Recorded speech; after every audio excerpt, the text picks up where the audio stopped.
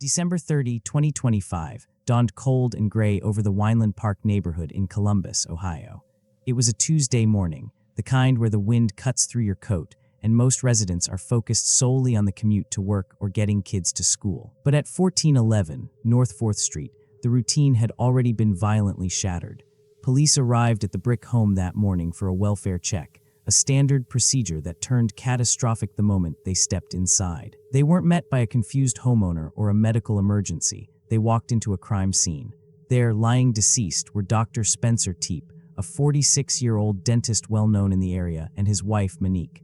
Both victims had sustained fatal gunshot wounds. The immediate aftermath was chaotic. Flashing cruiser lights reflected off the frosted windows, illuminating a street usually quiet with morning commuters. Neighbors watched from behind curtains, their sense of security ripped away. This was not the random, street-level violence sometimes associated with urban areas. It was sudden, brutal, and intimately personal. What looked like a domestic tragedy quickly revealed itself to be a calculated double homicide.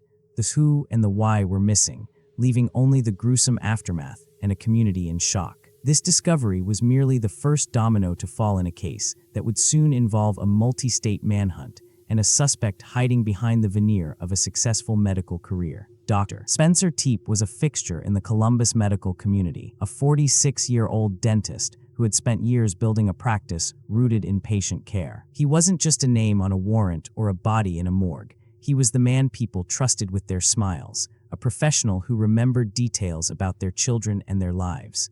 When the news broke, the grief wasn't confined to his immediate family. It spilled out of his office and onto social media, where former patients recounted a gentle demeanor and a steady hand. Beside him stood Monique. She is often identified simply as the wife or the ex-wife in police blotters, but she was a mother and a woman fighting for her own peace. Her history was complicated. She had survived a previous marriage to Dr. Michael McKee, the very man now accused of ending her life. Leaving that marriage wasn't easy. Her brother, Rob Misley, later emphasized that she was willing to do anything to get out of there, hinting at the toxicity she was escaping. To the outside world, the couple at 1411 North 4th Street represented a fresh start. They were renovating a home in a neighborhood bouncing back from hard times, mirroring the personal rebuilding Monique seemed to be doing. Stripping away the headlines reveals a brutal reality. 2 lives stopped mid-trajectory. They were people who laughed, worried about bills, and made plans for a future that was stolen from them. Understanding who they were is essential because the violence wasn't random. It targeted their specific history, their relationships, and their attempts to move forward. The tragedy here isn't just the loss of biology, but the interruption of the lives they were building away from the shadow of the past. The physical evidence left inside the Weinland Park home told a story of calculated violence. Forensic teams sweeping 4th Street found that both Spencer and Monique Tepe had been killed by multiple gunshot wounds. This wasn't a single, erratic shot fired in a moment of panic. The volume of fire suggested either a deep-seated rage or a methodical effort to ensure the victims had no chance of survival. Ballistics would eventually confirm the specifics, but the scene itself immediately ruled out a random burglary or a stranger attack. Perhaps the most revealing detail was the absence of forced entry. There were no shattered windows, no kicked-in doors, and no signs of a struggle at the thresholds. The perpetrator hadn't broken in, they had been let in. This specific detail shifts an investigation entirely. It eliminates the random act of violence theory and forces detectives to look strictly at the couple's inner circle, people known to them, people trusted enough to be granted access without suspicion. Detectives immediately applied a technique known in criminal profiling as victimology. Instead of just looking at the bodies, they looked at the lives surrounding them. They dug into phone records, social circles, and, crucially, relationship histories. Given Monique's past, the spotlight turned almost instantly to her ex-husband. In cases of double homicide involving a woman and her current partner, statistical probability and investigative experience point heavily toward a former intimate partner. The lack of forced entry was the first silent witness, pointing investigators away from the streets of Columbus and directly toward a specific suspect in Illinois. The investigative net narrowed rapidly to zero in on a single individual, Dr. Michael McKee. He wasn't a stranger lurking in the shadows or a name pulled from a local database of petty criminals. McKee was Monique Tepe's ex-husband, a vascular surgeon practicing in Rockford, Illinois. His professional life was defined by high-stakes precision, years of rigorous training, and a public image of saving lives. That reality stands in jarring contrast to the brutality of a double homicide in Columbus. Detectives didn't need to dig deep to find the link. The history between Monique and McKee provided an immediate, logical roadmap for the inquiry. When a woman is killed, the lens almost always turns first to current or former intimate partners. The lack of forced entry at the Tepe home only hardened that focus. It suggested the killer was someone Spencer, or Monique, knew well enough to open the door for without hesitation. This scrutiny wasn't just procedural intuition, it was backed by grim statistical realities. The Ohio Domestic Violence Network reported a massive 37% surge in domestic violence-related deaths statewide between the 2023-2024 and 2024-2025 reporting periods. In cases of lethal violence involving a woman and her current partner, the male ex-partner is statistically the most likely perpetrator. McKee went from a person of interest to the primary suspect not through circumstantial guessing, but because the profile of the crime aligned terrifyingly well with the data on intimate partner homicide. Once the arrest warrant was issued, the focus shifted from investigation to location.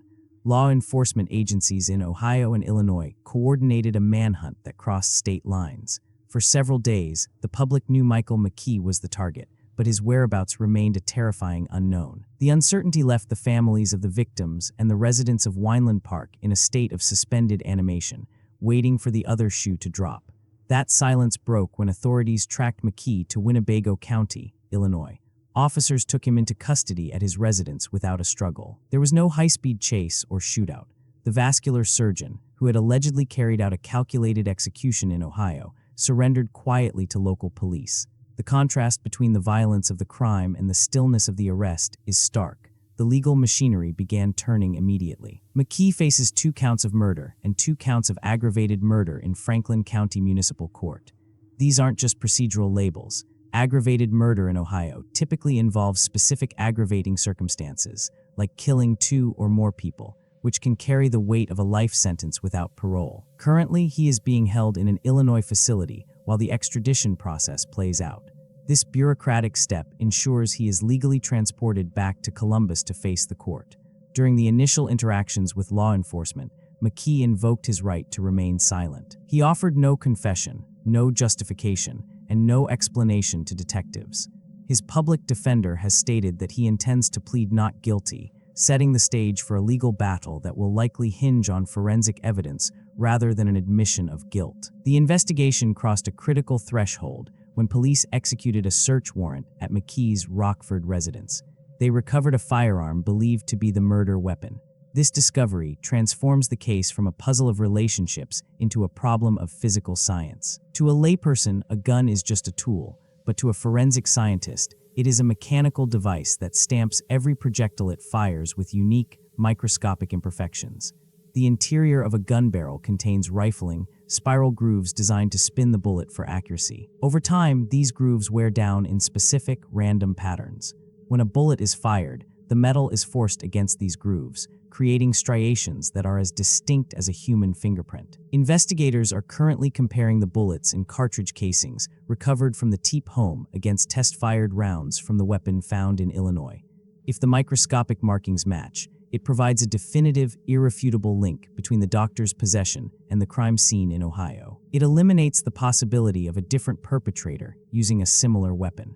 Alongside the ballistics, the prosecution likely relies on digital geolocation data. Cell tower records or vehicle GPS can triangulate McKee's movements, potentially placing him in Weinland Park at the specific time of the murders. When physical proof like a recovered weapon aligns with digital tracking, the circumstantial case hardens into concrete evidence. Police have officially classified the killings as a targeted attack rooted in domestic violence. This label moves the case away from random street crime and squarely into the psychology of intimate relationships. While the prosecution has not publicly detailed the specific trigger, the pathology of such crimes often follows a recognizable trajectory. Monique's family members described her desperate attempts to leave McKee, painting a picture of a controlling dynamic that did not simply dissolve with the divorce papers. In the psychology of intimate partner violence, the period of separation is statistically the most lethal. The perpetrator often interprets the victim's move toward independence as an intolerable loss of ownership. This motive can manifest as extreme jealousy or a desire for restorative justice in the eyes of the killer. The death of Dr. Spencer Tepe may be the most damning evidence of this mindset. Killing a current partner suggests the act wasn't just about ending Monique's life, but erasing the life she built without him. It is a calculated attempt to punish the victim for moving on, guaranteeing she no longer belongs to anyone else, even in death. The defense may later argue for a loss of control, but the targeting of a new spouse usually requires a cold, premeditated desire to reclaim dominance. The discovery of the bodies turned a revitalizing neighborhood into a somber landmark, but the residents of Weinland Park didn't retreat inside their homes. They gathered. Vigils appeared on the corners near 4th Street, transforming the sidewalks into a makeshift memorial of flowers, candles, and handwritten notes mourning the dentist and his wife. This collective grief was a refusal to let the violence define their community, even as police tape still crisscrossed the street. This tragedy sits at the intersection of a specific, personal loss and a terrifying public health trend. In Columbus specifically, over a third of the 81 homicides recorded last year were connected to domestic violence. The Tepe case serves as a high-profile, painful example of a statewide emergency that often flies under the radar until it lands on a doorstep. Advocacy groups are leveraging the attention generated by this case to push for systemic change. The conversation in Columbus has shifted from simple shock to a demand for better resources and stricter gun laws to protect those trying to leave dangerous relationships. For Weinland Park, a community that has worked for years to shed its old reputation and rebuild itself as a thriving enclave, the challenge is distinct. They must refuse to let the actions of one man rewrite their identity. The memorials may eventually fade, but the neighborhood's resolve to protect its own and demand justice remains the strongest response to the bloodshed. The transfer from Illinois to Ohio is not immediate. McKee currently sits in a Winnebago County jail cell while the legal machinery of extradition processes the paperwork. This administrative interlude creates a pause before the full weight of the Franklin County justice system lands on him. Once he arrives in Columbus, the procedure moves to a formal arraignment where he will face the court directly. He answers to 2 counts of murder and 2 counts of aggravated murder. These are not interchangeable charges. Aggravated murder in Ohio covers specific heinous circumstances, such as killing 2 people, and exposes a defendant to the harshest penalties available under state law. The defense strategy remains unclear, but the terrain is hostile. McKee's lawyer has indicated a not guilty plea, yet fighting a case backed by forensic ballistics and a clear domestic motive is a monumental task. The upcoming months will likely be consumed by pretrial motions rather than a jury. Attorneys will argue over the admissibility of the recovered weapon and the validity of the digital tracking data. This phase is less about dramatic testimony and more about the granular rules of evidence, determining exactly what the jury will be allowed to see when the trial finally begins. The legal clock is now ticking loudly. Michael McKee waived his right to an extradition hearing in Illinois, removing a major procedural hurdle that could have delayed justice. This decision clears the path for Ohio authorities to transport him back to Franklin County. They now have a strict 30-day window to take him into custody on Buckeye soil. His public defender has already signaled that McKee intends to plead not guilty, setting the stage for a contentious legal battle despite the mounting pile of evidence. The case against him is hardening by the day. Columbus Police Chief Elaine Bryant revealed that investigators recovered multiple weapons from McKee's property in Rockford.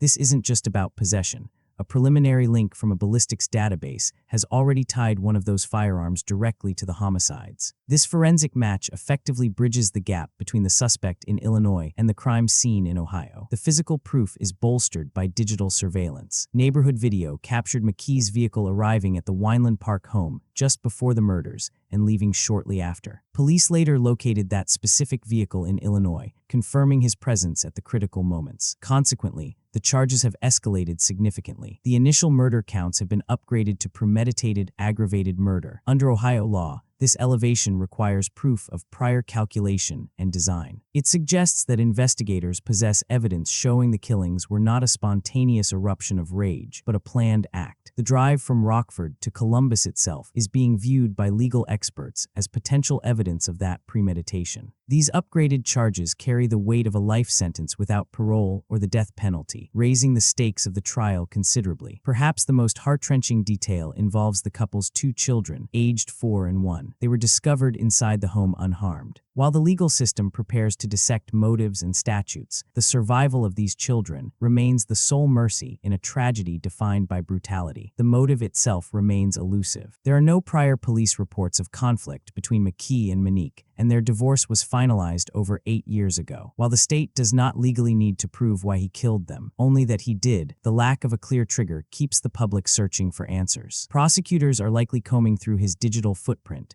social media, phone records, and search history to find the missing psychological piece of the puzzle. For now, the evidence of presence and the recovered weapon form the backbone of a case that is moving swiftly toward a trial. The arrest of Michael McKee closes the manhunt chapter, but it does not repair the fracture left in the Weinland Park community. The legal system will eventually determine guilt and assign a penalty, yet no verdict can reconstruct the future stolen from Spencer and Monique. They remain the center of this story, not just as names on a warrant or bodies in a crime scene, but as individuals who were loved and are now profoundly missed. If you or someone you know is navigating the fear and control of an abusive relationship, support exists. The National Domestic Violence Hotline is available 24/7 at 1-800-799-SAFE. Reaching out is not a sign of weakness. It is a necessary step toward survival. Justice for the Teeps will be measured in court, but honoring their memory requires a commitment to protecting those still living in the shadow of similar threats. Thanks for watching. See you in the next one. Until then, goodbye and good night.